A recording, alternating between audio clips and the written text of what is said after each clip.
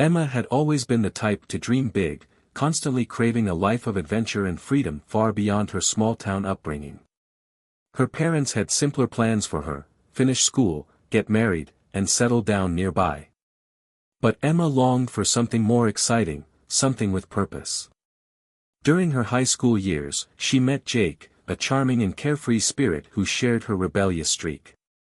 That summer, right after graduation, they had a passionate whirlwind romance, spending their days exploring the countryside and their nights wrapped up in each other. One evening, they found themselves lying together on an old quilt in his uncle's barn, bathed in the glow of the moonlight. By the time fall came around, they went their separate ways. Jake headed to a state university to study agribusiness, while Emma moved 3 states over for college on an accounting scholarship. They briefly reconnected during the summer after their first year, but Emma's busy internships kept her occupied, and eventually, she came back home to work at a local bank. After that, their paths seldom crossed. Years passed, and Jake ended up selling his family's farm, turning around and investing the money into retail, which tripled what the farm would have brought in. Emma, now working as his bank coordinator, found herself reconnecting with him. Their work lunches quickly turned into dinner dates, and before long, they were together again. 18 months later, they got married in a small country church. After the honeymoon, Jake gave Emma the seed money she needed to start her own business, with his stores becoming her first clients. A post-nuptial agreement ensured that Jake had no claim to her profits. As time passed, Emma's business thrived, expanding to 8 offices across 2 states, while Jake's retail chain grew to 4 stores. Though they were financially set, they stayed grounded in their hometown, living in a 4-bedroom house that remained childless. Complications during the birth of their daughter left Emma unable to have more children, and they channeled all their love into Faith, who eventually graduated from college. Emma cherished her yearly shopping trips, a tradition she shared with both her mother and daughter. One Thursday evening, she came home to find takeout still untouched in its containers and Jake sitting on the patio, staring out at the sunset. She grabbed some plates and joined him outside, immediately noticing the unspoken tension and how he turned his head when she leaned in for a kiss. "How was your day?" she asked cautiously. Without turning to face her, he replied, "Started off boring, but I had an interesting lunch today." Emma, thinking he must have run into someone annoying, chuckled. "Was it some cute girl or just a grumpy old man?" she teased. "Actually, quite attractive, Amanda Wilson," he responded evenly. A chill ran down Emma's spine. "What did you two talk about?" she asked, her heart suddenly pounding in her chest. "Sex," Jake said bluntly. "Why on earth would a 24-year-old woman want to talk to you about sex?" Emma asked, panic creeping in. "Well," Jake began, "she and her husband, Bobby, are planning to open their marriage. She wanted me to be her first, seeing as you were supposed to be Bobby's. She figured I'd be gentle with her." By the time we finished talking, she wasn't scared anymore, just pissed. "You might want to give Bobby a heads up. A lawsuit's coming, and you better prepare yourself. This state still allows alienation of affection claims. Now, look me in the eye and tell me none of it's true. If even a sliver is, we're done." Emma was frozen, completely speechless, her mind scrambling for something to say. Jake watched her for a moment before looking away. "I thought so. I'm leaving. I'll be staying at the farm. Don't try to reach out. We'll talk when I'm ready." With that, he drove off, leaving Emma standing there, the plates untouched. As darkness fell, she finally got up, made her way to the liquor cabinet, and poured herself a drink.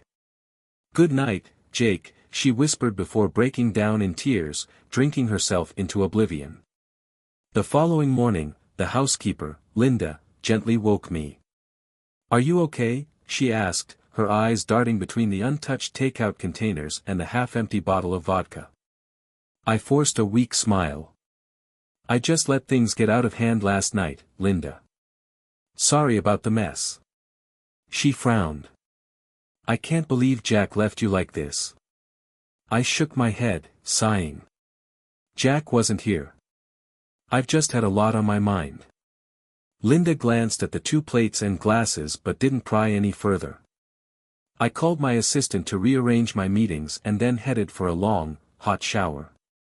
As I brushed my hair afterward, I couldn't help but think about how my life had unraveled to this point. My business had taken off, thanks to Jack's seed money, allowing me to open my first office, and I quickly landed his business as a client. Over the next 12 years, I expanded to 8 offices, though I purposely held off on further growth to avoid being away from home too much. Living in a dry county meant that socializing over drinks wasn't the norm, which felt like a distant memory from my lively college days. It had now been over 10 weeks since Jack and I had been intimate. First, it was his flu, then business trips, more illness, and before I knew it, the distance between us grew. Normally, we had an active physical relationship, 2 to 5 times a week, sometimes in adventurous places. But the long dry spell left me feeling uneasy and restless. On a trip to oversee a new office in a bigger town, I decided to treat myself to a night out. The atmosphere and alcohol loosened my inhibitions, and I ended up in a brief fling with a dancer. I regretted it the moment I woke up the next day. If Jack ever found out. I thought, vowing to dedicate myself to our marriage again and bury the guilt. But the thrill of that affair lingered, nagging at me. On my next trip, I found myself back at the same club with the same dancer. What started as a fling stretched into a 3-month affair, during which I showered him with expensive gifts. Even after that ended, I slipped into another affair, despite the promises I kept making to myself. Then came Bobby White, my new assistant. What began as playful flirtation quickly escalated into yet another affair. I never saw Bobby as anything more than a temporary distraction. He could never hold a candle to Jack, but things spiraled out of control when Bobby's wife, Jessica, found out about us. Naively, I trusted Bobby to handle the situation. I had no idea how much it would all blow up in my face. Jessica's confrontation with Jack set off a chain reaction that would bring my whole world crashing down. Meanwhile, at the farm, Jack stood gazing up at the old farmhouse that sat perched on the ridge. Years ago, he had restored it himself, adding modern upgrades, but at the time, I had been too wrapped up in my business to notice his projects. It was a metaphor for our marriage. If it didn't directly involve me, it barely registered on my radar. We once talked about moving to the farm, but those plans changed when we decided to start a family. After complications from Faith's birth, I shut down any conversation about adoption, and Jack eventually gave up on the idea. Faith became his whole world, while I threw myself into work. To keep Faith close, Jack built a daycare center next to his store, and it soon earned a reputation for developing high-achieving kids. Eventually, other stores followed suit. It wasn't just a charitable act, it was a way for him to keep Faith nearby and happy. As Jack stood there, taking it all in, he couldn't help but wonder how things had gone so wrong. He made his way into the farmhouse, opened the windows, and unpacked the groceries he had brought along. Not much of a drinker, he had also picked up a 12-pack for later. He brewed some coffee and took it out onto the porch, where he and I had shared so many moments together. As he reflected on our marriage, Jack wondered if there had been any red flags that he had simply missed along the way. He recalled the times I'd smile vaguely when we reminisced about happy memories. Had I been thinking of my affairs during those moments? His phone buzzed, interrupting his thoughts. He nearly ignored the call but glanced at the number and reluctantly answered. "Hello," he said. Sobbing greeted him on the other end before a voice choked out, "He hit me." "Amanda?" Jack asked, his tone immediately shifting to serious. "Who hit you?" "My husband," she cried, her voice shaking. "I told him about our lunch, and that I was leaving him. He hit me. What do I do?" "Are you out of the house?" Jack asked calmly. "Yes," she replied, still sobbing. "Go to the hospital." I'll meet you there. Leave now if you want my help, Jack instructed firmly before hanging up. He wasted no time, immediately calling the sheriff's department. At the hospital, Amanda rushed over to him, her face swollen and covered in bruises. He had been waiting for about 40 minutes when the deputy returned with an update. Her cheekbones fractured, the deputy informed him. She wants to talk to you before she goes through with pressing charges. Ryan gave a quick explanation. We had lunch. She was looking for advice.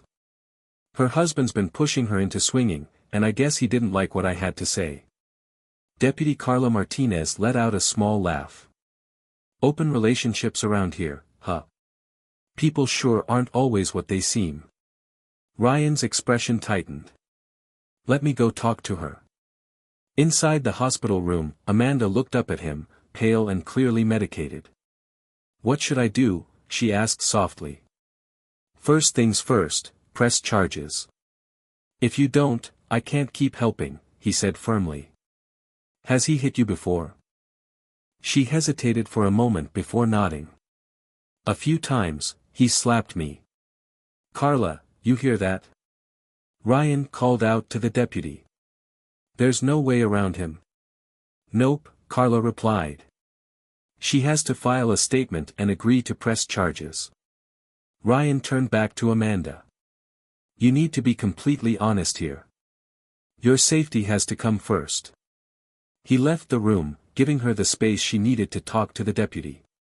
About 45 minutes later, Carla returned. For now, we've got it listed as a domestic disturbance. She's staying overnight here at the hospital, and if she doesn't have anywhere else to go, we'll find a shelter for her. Ryan checked in on Amanda again and found her fast asleep. Exhausted, he finally headed home. The next morning, he woke up disoriented before remembering where he was. After a quick shower, he called his assistant to take the day off. Reflecting on everything that had unfolded the previous day, he let out a frustrated sigh. So, my wife's been having affair after affair. Her lover tried to force his wife into an open marriage, she said no, he hit her, now she's in the hospital, he's in jail, and my wife probably doesn't even care.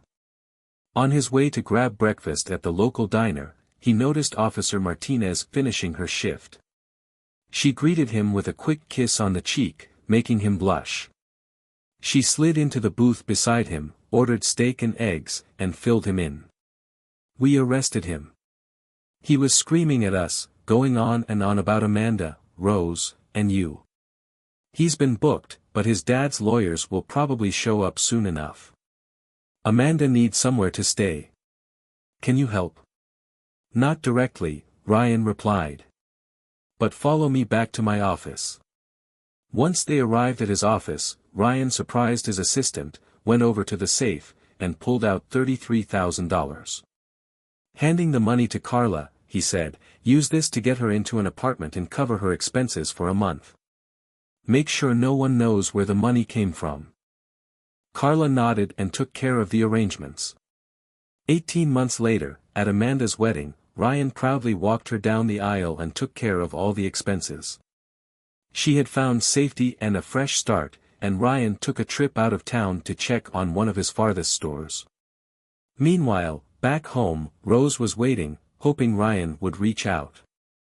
After 2 weeks of nothing, no calls, no emails, she grew desperate. Feeling lost, she gained weight and eventually decided to return to the gym. One of her former lovers, a personal trainer, pulled her aside during a session. Rose, filled with guilt and regret, confessed everything. What did you think was going to happen? He asked bluntly. You weren't exactly discreet. Why do I want him back? She murmured. Because I still love him, she pleaded. Then get yourself together, he said. Work out, and I'll call Gabriel to fix up your hair. You've got some grays showing through. Rose managed a weak smile. Dinner tonight? She asked hopefully. Not a chance. I'm married, and your husband's not someone I want to cross, he replied. As Rose continued her workout, it dawned on her that he was right. She needed to warn her past lovers before things got out of hand. Meanwhile, Ryan sat out on the porch of the farmhouse. Rumors had already started swirling around town. Sheriff Andy stopped by for coffee, and after some small talk, he finally broached the subject. People are talking, Ryan. Rose looks like she's been through the ringer. This is all about Amanda Peterson and her husband, right? He's in jail, and Amanda's filed for divorce. So, what's really going on? Ryan shared most of the story, leaving out a few key details. Amanda opened my eyes, that's for sure. Yeah, I'm covering the costs of her divorce. But there's never been anything more than friendship between us. Driving away, Andy mulled over the conversation. He never would have guessed that Rose was cheating. This was going to hit their daughter, Grace, especially hard, seeing as she had always been close to Ryan. Andy hoped the whole thing wouldn't turn into a public scandal. Rose was in shock when she finally received an email from Ryan. She had feared for a while that he might never reach out again. The message was brief and blunt, and in response, she sent him a long letter pouring out her love and begging to meet. His reply was a single, piercing word, why? This exchange went back and forth until he finally agreed to meet, on the condition that she answered his question. After several failed drafts and guidance from her counselor, Rose sent her response. Ryan, this is the hardest thing I've ever had to write. I don't have any excuse. I've been seeing a therapist, but in the end, I did it because I could. I never flaunted it because I knew how much it would devastate you. You could destroy me, but I know you won't, because you're a good man. Despite all of my mistakes, I never stopped loving you. I always wanted to come back to you. I'll do anything to fix this. Please, don't ask me for specifics. It won't change anything. I love you, Ryan. Always. Rose. He read it over 4 times, each reading stirring his anger even more. She did it because she could. And she claims she still loves me. Unbelievable. The line about whether it was 1 or 100 affairs confirmed his worst suspicion, that there had been many. That was all the information he needed. Ryan quietly left town and headed to one of the cities where Rose had an office. With the help of his lawyer, he hired 2 of the top private investigation firms in the region, making sure one could dig deeper in case the other missed anything. He repeated the process at each of her office locations, offering hefty payments and bonuses for fast results. I want every detail, he instructed them. And if you think anyone might have been involved with my wife, dig deep into their background, too. Later, the 2 private firm owners discussed his unusual request. What exactly is he after? One asked.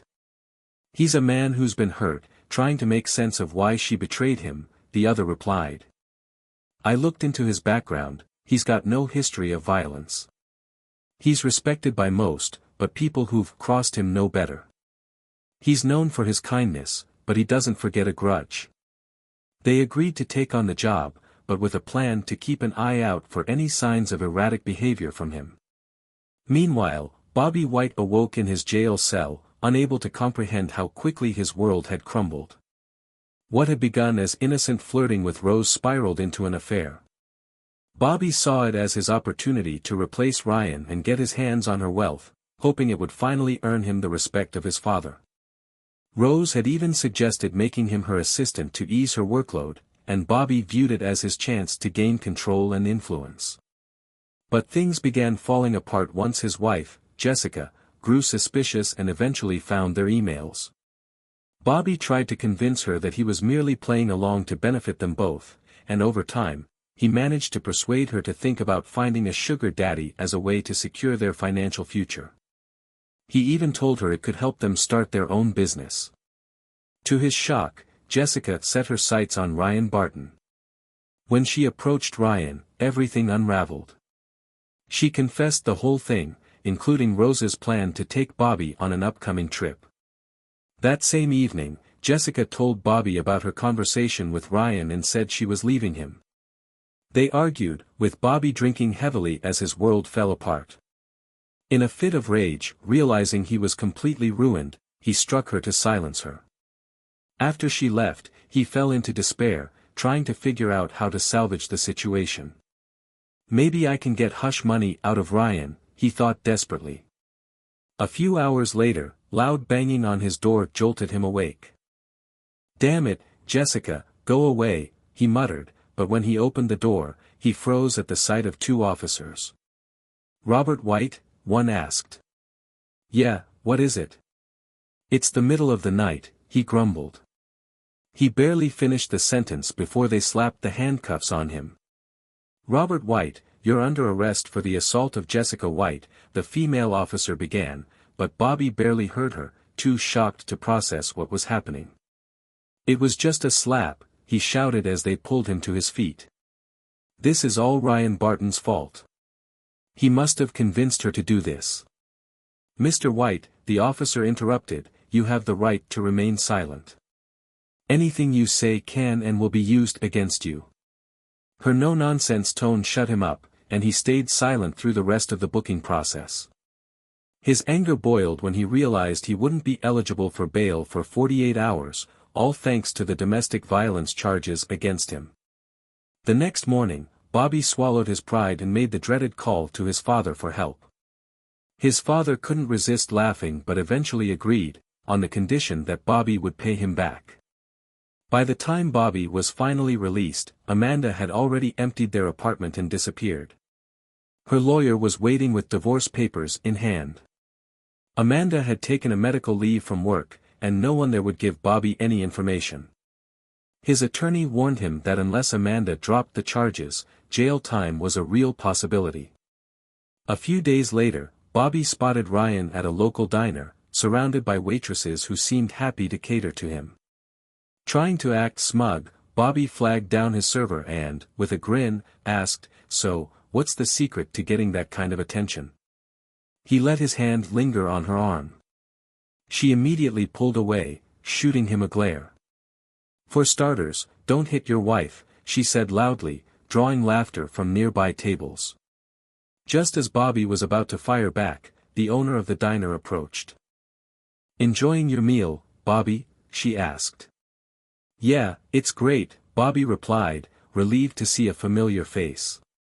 "Good to hear," she said, still smiling. "Because it's the last one you'll ever have here. As long as I own this place, you're banned." The laughter around the diner grew even louder. Boiling with anger, Bobby noticed Ryan smirking at him from across the room.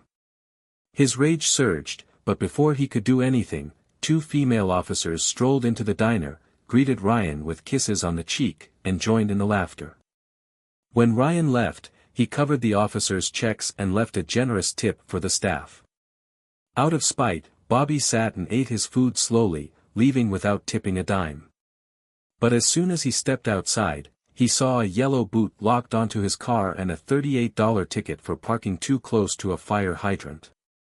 Furious, he had no choice but to walk back to his office, surprised he hadn't been fired yet. For the next 2 weeks, things seemed to return to normal, but then the whispers started, and people around town began to avoid him. Ever the manipulative type, Bobby, a true sociopath, blamed everyone else for his troubles. However, he soon concocted a new scheme: target Faith. He remembered how she had flirted with him during her college breaks, and now, he saw her as the perfect revenge against Ryan. Faith, focused on building her veterinary practice, had brushed off many potential suitors.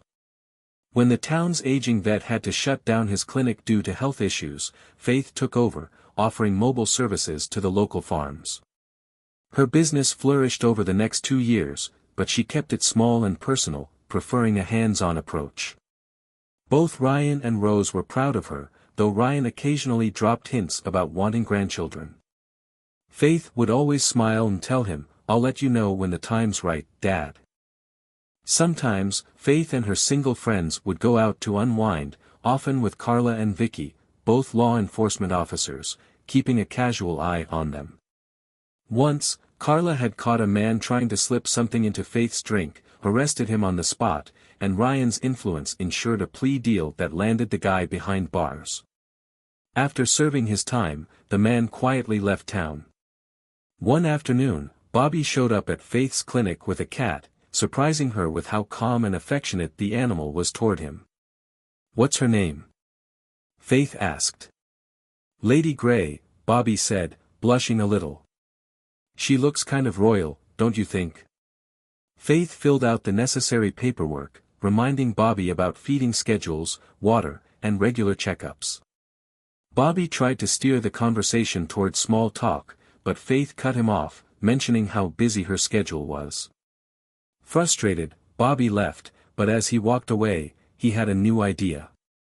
He decided to release Lady Grey near the clinic, hoping the cat would return and give him a reason to come back. For a brief moment, he regretted abandoning the animal, but quickly shrugged it off. Later that evening, Faith found Lady Grey roaming near the clinic and brought her inside. The next morning, she called her mother. "We're having dinner tomorrow at China House. 7 o'clock sharp," she said. "We need to talk. If you dodge my questions, we're done. And if you don't show up, that'll say everything." Without waiting for a response, she hung up. That evening, Faith took Lady Grey home, and by morning, the cat had settled comfortably into the clinic, even sharing Faith's lunch with her. When Bobby later called to inquire about the cat, Faith agreed he could pick her up, but she made sure her assistant, Nancy, was present, sensing something wasn't right. Lately, Bobby had been helping out an old college buddy, unknowingly getting tangled up in something far bigger than he realized. His friend had been using shell companies and offshore accounts to hide money, and Bobby, none the wiser, had been assisting a mid-level drug dealer. Through this connection, Bobby had been introduced to pills, which he appreciated for the sharp focus they gave him. He used them sporadically, unaware of the full consequences slowly catching up to him, though he hadn't been fired yet. It was clear, though, that he and Rose couldn't continue working together.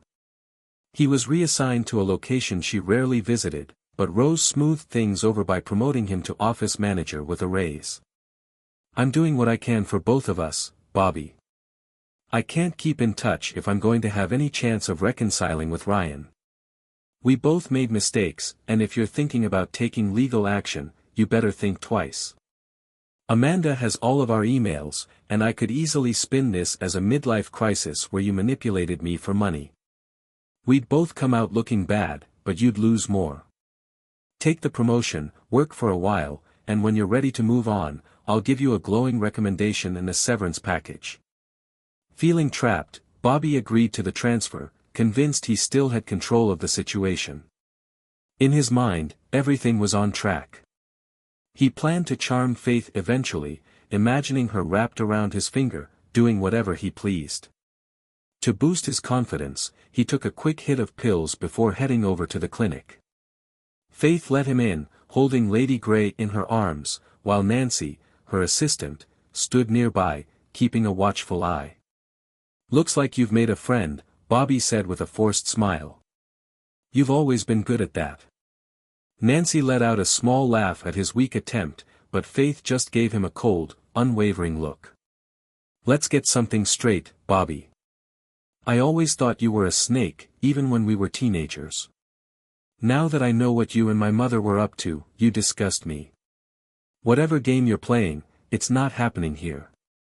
Take your cat and leave. Or better yet, leave her with me, and I'll make sure she finds a good home." Bobby froze, shocked at her blunt rejection. "Come on, Faith. Why the attitude? We'd be perfect together, the king and queen of this whole county." "Let's see," Faith said, her voice dripping with sarcasm. "I bring the looks, the money, and the status. And you? A broke loser on probation. Sounds like a dream." Bobby was indeed on probation for assaulting Amanda, but thanks to a good lawyer and his clean record, his sentence was reduced to community service and anger management, which he barely took seriously. He hadn't even started his service yet, but he was hoping Faith might let him do it at the clinic. Growing angry, he grabbed her arm. Faith smirked at his grip. Let go and leave, Bobby. That's your only warning. In a fit of rage, Bobby slapped her hard, knocking Lady Grey out of her arms. The cat scratched his arm before he flung her against the wall, where she slid down, one leg bent at an unnatural angle. Faith, furious, landed a solid punch to his face, but Bobby grabbed her and started dragging her toward the door. Stupid woman, he snarled. Now I'm going to have to teach you a lesson the hard way. Faith screamed, managing to strike him in the groin, though not with full force. Enraged, Bobby punched her in the face, breaking her nose and knocking her unconscious. Nancy, quick to react, had already dialed 911 the moment Bobby grabbed Faith. She rushed into the room and jabbed a tranquilizer dart into Bobby's back. He screamed in pain, turned, and knocked her out cold with a punch. As he continued dragging Faith toward his car, the first police cruiser pulled up, blocking the driveway. Get on the ground now. Officer Wells shouted, his weapon drawn. Bobby tightened his grip around Faith's throat. Back off, or I'll crush her windpipe. Carla Martinez arrived moments later, taser in hand. Jimmy, if he makes a move, take him down, she ordered. Bobby growled, tightening his grip. Stay back. Carla signaled for Jimmy to distract him. Hey, Bobby. Jimmy called out with a smirk. Thanks for being such an idiot. By the way, Amanda's with me now. She wanted to be with a real man for a change. Bobby's face twisted in rage, and just as he turned to yell, the tranquilizer kicked in. He dropped Faith and collapsed to the ground. Carla tasered him, just to be sure. 3 ambulances arrived at the scene, one for Faith, one for Nancy, and one for Bobby, who was now handcuffed to the gurney. Faith had a broken nose, a concussion, and several bruises. Nancy had suffered a concussion as well and was kept overnight for observation. Bobby, meanwhile, tested positive for pills, and a search of his home uncovered even more evidence. He was charged with drug possession, probation violation, assault, aggravated assault, attempted sexual assault, and animal cruelty. His bond was set so high that even his father refused to bail him out. Meanwhile, Rose sat waiting for hours at the restaurant, assuming Faith had stood her up. When she finally checked her phone, she found a series of missed messages, including one from Ryan. Rose, answer your phone. Faith's in the hospital. Bobby attacked her, but the cops stopped him before it got worse. When you're done with whatever you're doing, get over here. Panicked, Rose rushed to the hospital, finding Faith lying in bed, her face bruised and swollen. Tears spilled from Rose's eyes as she leaned over her daughter. When Faith woke up, they cried together before Faith weakly muttered, "Sorry I missed dinner, Mom." "It's okay, baby. I'm so sorry. This is all my fault," Rose choked out, her voice trembling. "No, Mom," Faith whispered, though they both knew deep down the truth. "This was Bobby. You didn't do this." They talked quietly for about 10 minutes before Faith drifted back to sleep.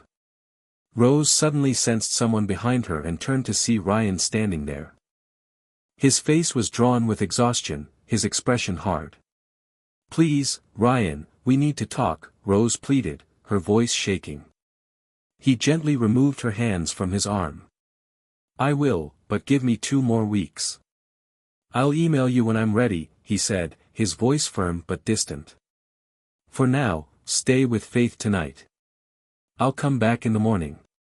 Confused as to why Ryan needed 2 more weeks, Rose simply nodded. He left without saying another word. Across the hospital, Bobby woke up groggy and disoriented, quickly realizing his hands were cuffed to the bed.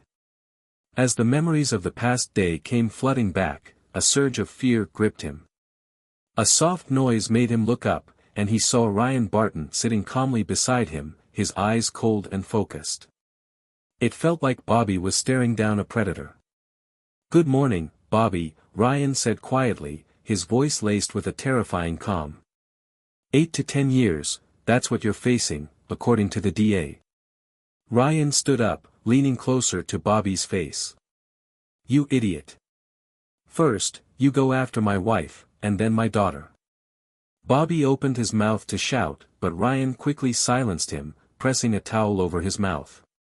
In prison, you're going to learn what it means to be truly broken. And I'll make sure of it, Ryan whispered, his voice like ice. By the time you get out, everyone will know exactly what kind of man you are. He tightened his grip on Bobby's groin, causing him to pass out from the pain. Ryan felt no guilt as he tossed the towel aside and left the room, stopping by the nurse's station on his way out. He's still unconscious, he said softly. I'll keep him in my prayers. The nurse smiled, believing he was a saint. Back in Faith's hospital room, she woke up slowly, realizing she was in a hospital bed. She glanced over and saw her mother sitting beside her. The memories of the attack came rushing back. Rose stirred, tears glistening in her eyes, and for the first time in years, mother and daughter had a deep, honest conversation. I guess I'm more like Dad than I thought, Faith whispered. But why, Mom? Rose let out a heavy sigh. I've asked myself that question 1,000 times. The therapists say it's about control. I thought I could have it all. Frustrated, Faith snapped, so, what? If you hadn't been caught, you'd still be cheating. Why didn't you just get a divorce? Rose looked horrified. I didn't want a divorce. I still don't. I just want to make things right. Faith shook her head, her patience wearing thin. Mom, listen to yourself. Let it go. You got caught. Dad's not going to forgive you. Move on and have your flings openly. It's over. Their conversation was interrupted when the doctor came in to check on Faith. After Rose left, Ryan entered the room, forcing a smile. You just missed Mom, Faith said, her voice weak. I know, Ryan replied quietly. Are you going to talk to her? Faith asked cautiously. Yes, soon. When I'm ready, he said, his voice steady but distant. Faith hesitated, then added, please, don't be too hard on her. Let her go. You're still young, you can find happiness. But instead of comforting her, Faith saw a darkness in her father's eyes, a look that unsettled her deeply. It reminded her of when she was 7 years old, the same cold expression she had seen once before and never forgotten. Around that time, Faith recalled a memory from when she was 7 years old. Her father had hired a new employee, Juan, a man from Costa Rica who struggled with a drinking problem. One afternoon, Faith snuck away from daycare during playtime to ask her dad if her friends could come over. She arrived just in time to see him and Juan disappear behind a fertilizer shed. Curious, she followed them and found Juan unconscious on the ground, while her father was rubbing his bruised knuckles. Faith watched in shock as her father slapped Juan awake and whispered something to him. Frightened, she ran back to daycare without telling anyone what she had seen. Later that evening, Rose noticed the scrape on Charlie's cheek and his black eye. He casually explained that he had dropped a few heavy fertilizer bags. Rose gave him a scolding, telling him to let the workers handle that kind of heavy lifting. Juan was absent from daycare for almost a week, and when he finally returned, he shared that his father had been deported. Their whole family was at risk of being sent back until Charlie stepped in, sponsoring them and helping them secure their green cards. He even gave Juan's mother a job at the daycare, where she began teaching Spanish in the afternoons. After Charlie's brief visit to the hospital, Faith found herself reflecting on her childhood. Most of her fondest memories revolved around him, while her mother, Rose, seemed to drift away from her life.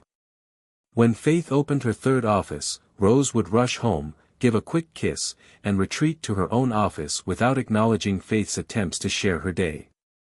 Charlie, on the other hand, was the one who truly took care of her. He worked closely with daycare staff, doctors, and even a child psychologist to make sure Faith's needs were met. She didn't learn about the extent of his efforts until she was in college. Charlie had taught her the important things: how to fish, how to shoot, how to hunt. He instilled in her values like strength, fairness, and loyalty. Rose, despite her socialite status in town, never seemed to connect with that part of their lives. Money didn't mean much to Faith, and it was Charlie's influence that kept her grounded. Sure, she'd indulge in luxury from time to time, but she always returned to her roots. When Faith graduated from veterinary school, Charlie took her to a sprawling 26-acre property and handed her the deed. "This is yours," he said simply. "It's enough for a clinic, barn, paddocks, and kennels. I'll help with the funding, but from here on out, it's all on you." Deeply touched, Faith took his advice to heart. She hired a skilled architect and made sure to keep his warnings about the dangers of wealth in mind. "You'll inherit everything when I'm gone," he reminded her. "Be careful of the people who'll try to take advantage of that." The clinic cost around $800,000, but it became profitable within the first 10 months. After her first year, she expanded her staff. Though she was tempted to open another clinic, Faith decided to focus on building a family, knowing that any future partner would have to be someone who could handle her strong personality. Unfortunately, none of the men she dated ever lived up to her expectations. Meanwhile, the 2 private investigators Charlie had hired had wrapped up their 10-week investigation into Rose's affairs. They uncovered 5 different lovers over the span of 6 years. "He's not going to take this well," said Chuck, one of the investigators. "Probably not," the other agreed.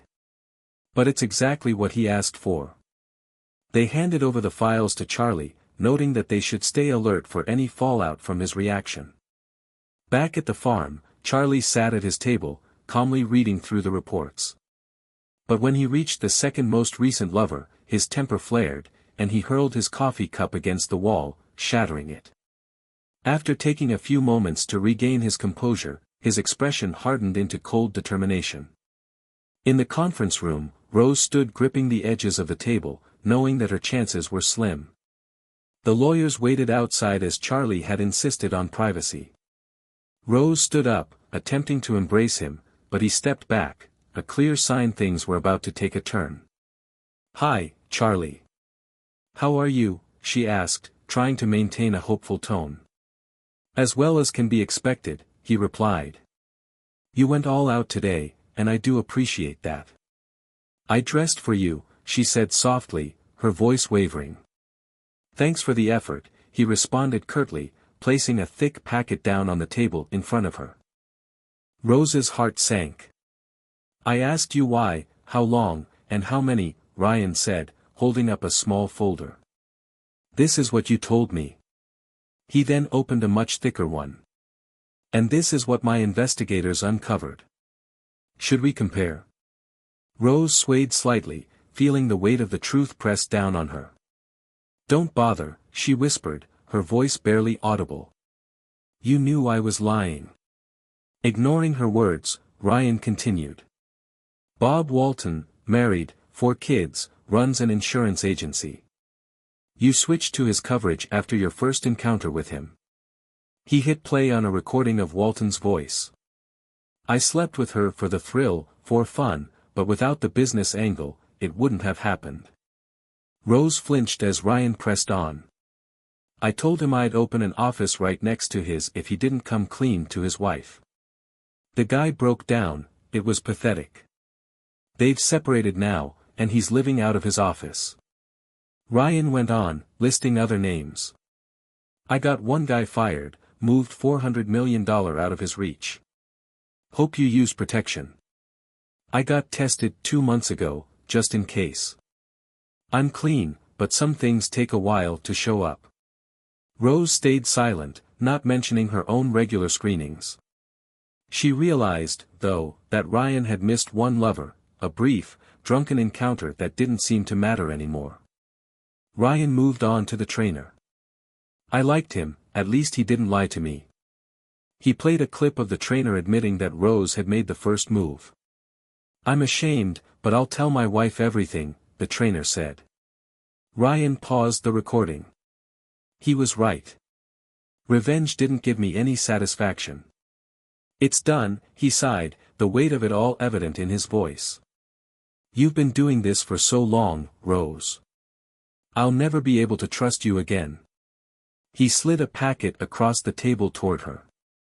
Jerry has the papers. You keep your business, I keep mine.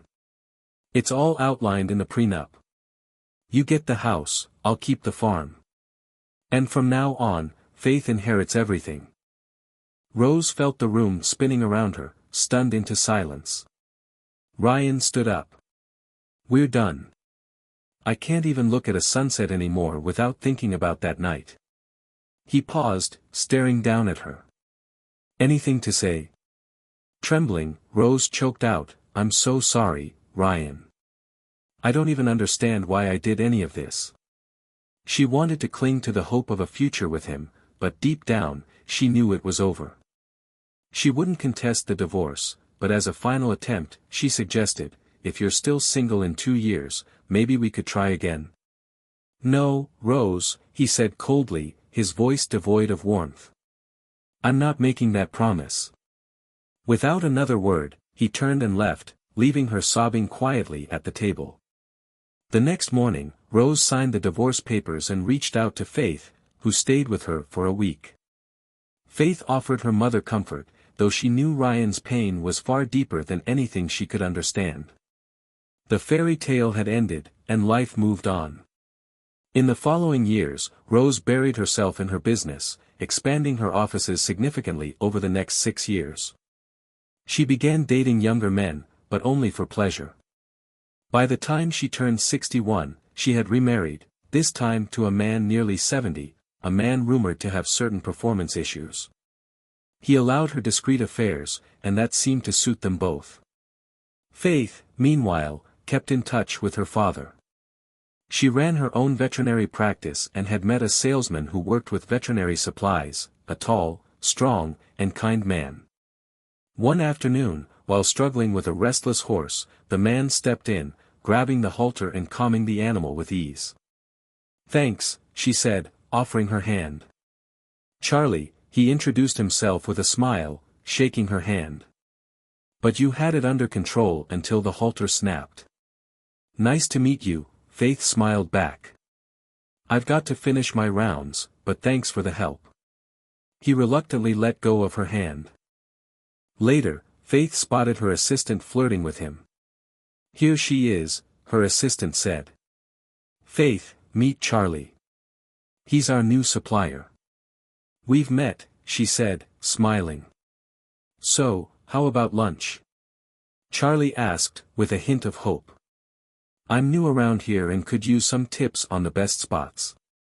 Surprised, Faith found herself agreeing. Give me a few minutes, she said. As she glanced toward his truck, Charlie caught her eye. I prefer trucks, he explained with a grin. More room for samples and paperwork. At the diner, they parked next to a truck that looked just like his. Faith casually took Charlie's hand and led him inside. As they approached a table, an older man sat talking with a young pregnant woman. The woman paused mid-conversation. Hey, Carla, just one more month to go. Faith greeted warmly, then turned toward the older man. Dad, this is Charlie. He supplies most of our materials, she introduced before glancing at Charlie with a mischievous grin. Meet my dad, your future father-in-law, she joked. The whole table froze in shock, except for Faith, who smirked. Just kidding. It's just a lunch date, she added, laughing. After that, the two of them stayed in close contact, texting and talking almost daily. His next visit led to another lunch, which soon turned into dinner, followed by a long kissing session in the cab of his truck. By the time Charlie came back again, Faith had cleared her whole weekend just for him. They spent the weekend passionately together, making love throughout her house. Late Saturday night, they decided to visit the family farm. Being a light sleeper, Ryan heard them pull up and immediately recognized Faith's truck. Hearing their laughter coming from the loft of the barn, he smiled to himself and went back to bed. The only sign of their visit the next morning was the open hay doors. Word soon spread that Ryan was single again, and offers from women poured in. But he politely turned them all down. He casually dated while traveling, but nothing ever became serious. Then, about 10 months before his 60th birthday, his gate buzzer rang. Annoyed, Ryan answered, "Who is it?" "It's your cousin Cindy." "Open the gate. My car might die at any second." "I don't recall having a cousin named Cindy," Ryan said, puzzled. "Not by blood, by marriage. Devon's wife. I've got the kids with me. Are you going to let us in or what?" Ryan hesitated. Devon had once tried to cheat him, but knowing there were kids involved, he sighed and opened the gate. A sputtering minivan pulled in, and 3 kids burst out, desperate to find a bathroom. A 13-year-old girl followed, looking shockingly like Faith at that age. Cindy emerged next, looking nervous but determined. "I'm at the end of my rope," Cindy said, her voice trembling. "Devon took the good car and all our money, then disappeared. I pawned my wedding rings just to get enough gas to make it here, but I didn't expect the car to get such terrible mileage. I spent everything getting here." The youngest child started fussing, and the 13-year-old asked if they could feed the baby. Ryan was stunned when he realized they hadn't eaten since lunch the previous day. "Here, let's get you all some food," Ryan said, leading them to the kitchen. "I've got cheese and crackers for the kids, and you can feed the baby some cereal to fill her up. We'll take care of dinner." He had planned on smoking a pork loin, but instead, decided to grill it quickly. A neighbor had dropped off a dozen ears of corn, so he grilled those too. Cindy and Faith helped out, making tea, lemonade, and coleslaw, while Faith microwaved some potatoes. In just 45 minutes, dinner was ready, and the kids devoured their food hungrily. As the children ate, Ryan quietly fumed over Devon's irresponsibility. After dinner, Ryan stepped out to the barn and called John Goss, the county sheriff and a former SBI agent. About 10 months earlier, Ryan had approached Goss. "Are you planning to run for sheriff again?" Ryan had asked. "I want to, but I'm not sure I have enough support," Goss replied. Ryan looked him squarely in the eye. "Are you a good man? Someone who upholds the law and won't betray a friend?" "I am," Goss answered confidently. "I don't need you to be my man, I need you to be the county's man. Talk to these campaign planners and let me know what you think," Ryan said, handing him a card. Goss met with the campaign planners, and after hearing their pitch, he said, "This is going to take a lot of money." "It's covered," they assured him. "Why is Ryan doing this?" Goss wondered aloud. "I'm not interested in being anyone's puppet." "He doesn't want a puppet," they replied. "He just wants you as sheriff." Soon after, billboards supporting Goss began appearing around town, which made Sheriff Andy, the current sheriff, nervous. In the last election, Ryan's support had been crucial to Andy's victory, but this time, Ryan had remained silent. As the race tightened, Andy made the decision to visit Ryan, hoping to secure his backing once again. When Andy pulled up to the farm, he noticed children playing in the yard and a young woman bringing out a pitcher of tea. Trying to lighten the mood, he joked, "She's a bit young for you, isn't she, Charlie?" "That's Devon's wife," Ryan replied coolly. "I'm helping them out." "What do you need, Andy?" Andy wasted no time. "Goss is gaining momentum. I need your backing, and some funds wouldn't hurt. Those campaign ads are draining the budget." Ryan stayed calm, taking a slow sip of his tea. "Save your money, Andy. Best thing you can do is retire when your term's up. You won't hold office here again." Andy blinked in shock. "What? We've been friends for years. Why would you turn on me now?" Ryan let the silence hang for a moment before turning on a recording from one of the investigators he had hired months back. The footage showed Rose frequently visiting high-end hotels, and in one particular video, she was seen slipping away for a weekend, accompanied by Andy. "I trusted you," Ryan said, his voice tight with anger. You were my best friend, Andy. And you went behind my back. Andy's face turned pale. I can explain. No, you can't. There's nothing you can say. We're done. Don't come to me for anything unless it's official business. Andy's shoulders slumped. He knew right then that his career was over. Without another word, he turned and walked back to his truck, leaving Ryan's farm with his head hanging low. As Andy drove off, Cindy stepped outside, carrying more tea. Was the sheriff crying? She asked, curiosity flickering in her eyes. Probably just got some dust in his eyes, Ryan deflected, not wanting to get into it.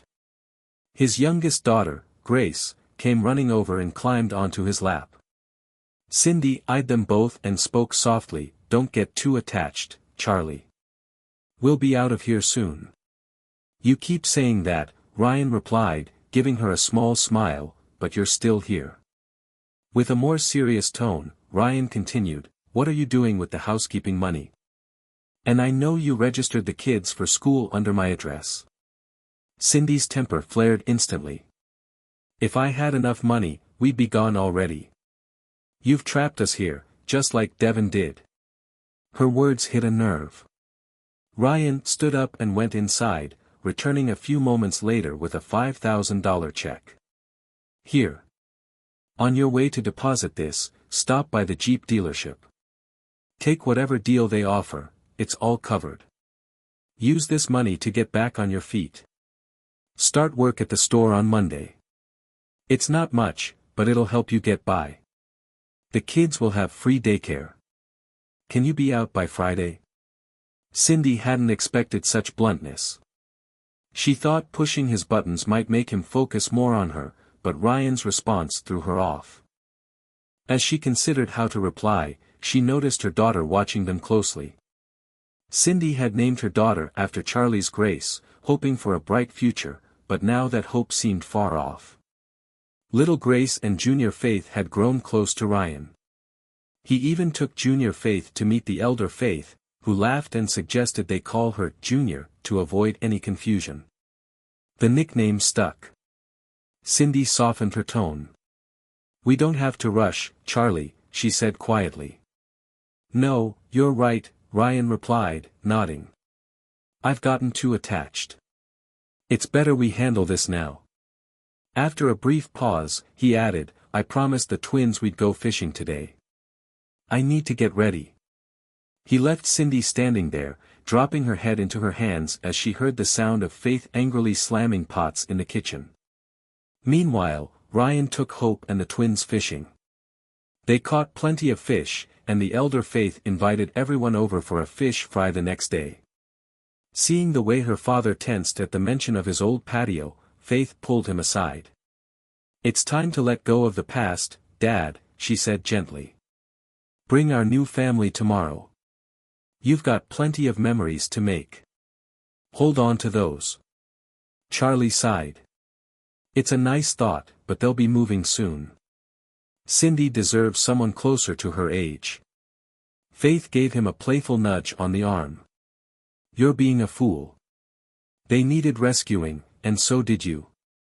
You've always wanted a big family, why walk away from it now? Charlie blinked in surprise. Really? Go clean the fish and bring everyone over tomorrow, including Cindy, she teased. And if you have to, tie her up and drag her here. I've got a surprise for you. On the drive home, Charlie couldn't stop thinking about what Faith's surprise might be. The kids in the back seat chattered away, completely unaware of his thoughts.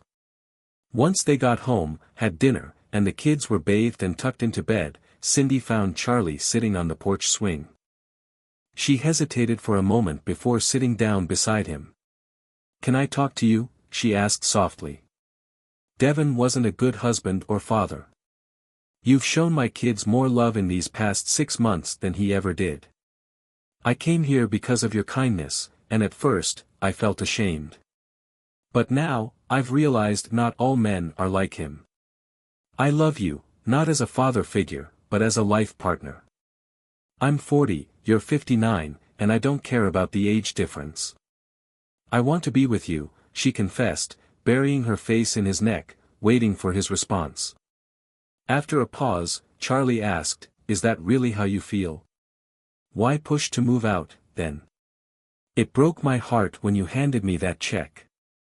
I wanted you to ask me to stay, to make the first move," she admitted, her voice trembling. He frowned, and for a second, Cindy feared she had ruined everything.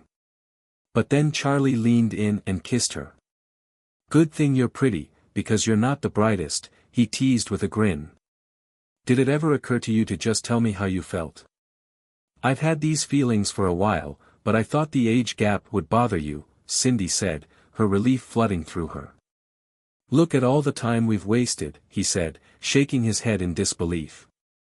They kissed again, but their moment was interrupted as the kitchen light flicked on. One of the kids had gotten up for a snack. Cindy gave Charlie a quick peck on the forehead. "This isn't over," she whispered as she headed inside. "It sure isn't," Charlie said with a grin. Cindy smiled to herself. "Little girl," she thought, "I'll show him." The next day, the kids were stunned when Cindy sat on Charlie's lap and kissed him. Hope and Faith just smiled, having already guessed what was going on, and decided they'd explain things to the twins later. "Kids, your mom and I have to run into town," Charlie said.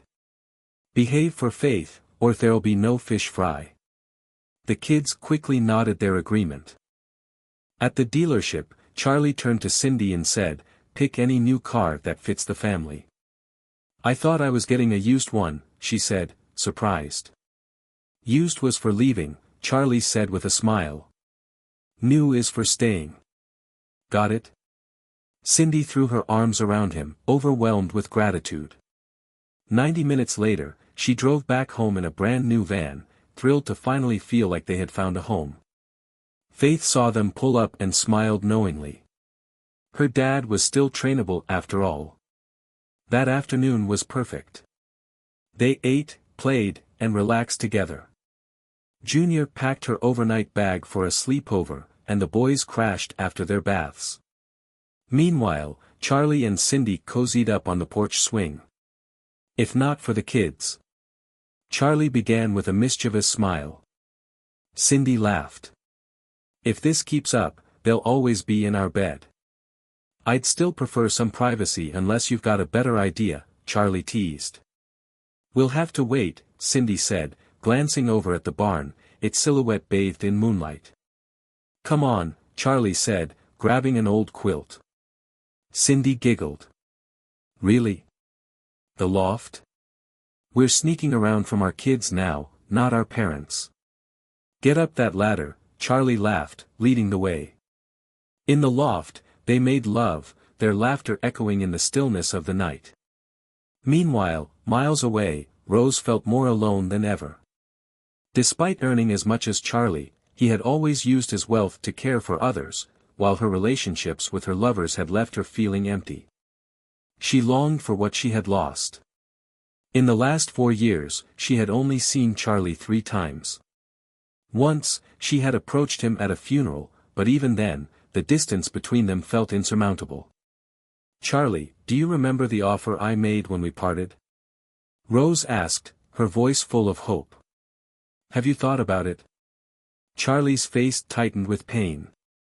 "Sorry, Rose. There's just too much baggage. Have a nice life." They still had their daughter's wedding to plan, but as he walked away, Rose was left with a deep sense of regret, haunted by all she had lost. One night, Rose dreamed of Charlie in a barn loft. On a sudden impulse, she drove to his property, only to hear voices coming from the barn. "I'm not on the pill. I could get pregnant," Cindy's voice said softly. "Then we'll name him Junior," Charlie replied, his voice warm and teasing. Rose turned and walked away, her dream of rekindling what they had shattered. 2 years later, she married Freddie. When he proposed, Rose felt the need to confess everything. "I'm impotent, Rose. We'll marry for companionship." "You're free to have discreet affairs," he said calmly, and she agreed. When Rose passed away at 75, Faith inherited her estate. Meanwhile, Charlie and Cindy got married, making Cindy the wealthiest woman in the state. Does this mean more kids? Charlie joked, his eyes twinkling. They already had 5. At their wedding, Faith had a surprise of her own. "Dad, you're going to be a grandparent in 7 months," she said, beaming. Charlie was overwhelmed, tears of joy streaming down his face as his family gathered around him. "Big wedding?" Cindy asked, giving him a knowing smile. "Yes," Charlie said proudly, his heart full. "Just so you know, her mom's been planning it ever since the first sonogram." 5 weeks later, the church was packed as they renewed their vows. When the minister asked who was giving the bride away, Charlie stood tall and said, "Her mother and I do." After the ceremony, Cindy rushed in with a slip of paper in her hand. "I'm 40 and pregnant," she cried, laughing through her tears. Charlie kissed her gently. "We'll love this child just like all the others. Deal?" She sighed, her smile soft. "But now I really have to marry you." Then, turning to the kids, she asked, "Are you ready for this old goat to officially join the family?" "Yes," they all cheered in unison. "Wait," Faith interrupted with a grin. "It's not official without a ring." A few days later, Charlie took the girls to a jewelry store where they picked out a beautiful set for Cindy. Turning to the jeweler, Charlie asked, "Do you have matching bands for the girls? I'm marrying the whole family, after all." The excitement was contagious as they each chose a ring, and little Grace proudly picked out a tiny one that she refused to take off. Rings in hand, they left the store and headed to a steakhouse, unaware that the jeweler had already spread the news. By the time they arrived, whispers had started to ripple through the restaurant. An elderly woman approached their table with a smile. "Is it true, Charlie?" she asked. Charlie grinned. "Yes, it is. Meet my daughters, Faith, Hope, and little Grace. They'll need some lessons, if you've got the time." After a pleasant chat, they left, knowing the news would soon be the talk of the town. Back home, Cindy sat on the porch, pretending to be indifferent. "Just because you bought a ring doesn't mean I'll like it," she teased playfully. "I hope you do," Charlie said as he handed her the box. "Oh my, it's beautiful." Cindy gasped, her eyes widening with surprise. Charlie dropped down on one knee. "It's yours if you say yes. Will you marry me, Connie?" She screamed, "Yes," with such joy that it startled the horses. Laughing, she leapt into his arms, tears of happiness streaming down her cheeks. Later, the girls proudly showed off their rings, making Cindy tear up all over again. On their wedding day, little Grace looked like an angel in her satin gown as she scattered flower petals down the aisle, while Faith stood proudly as Cindy's matron of honor.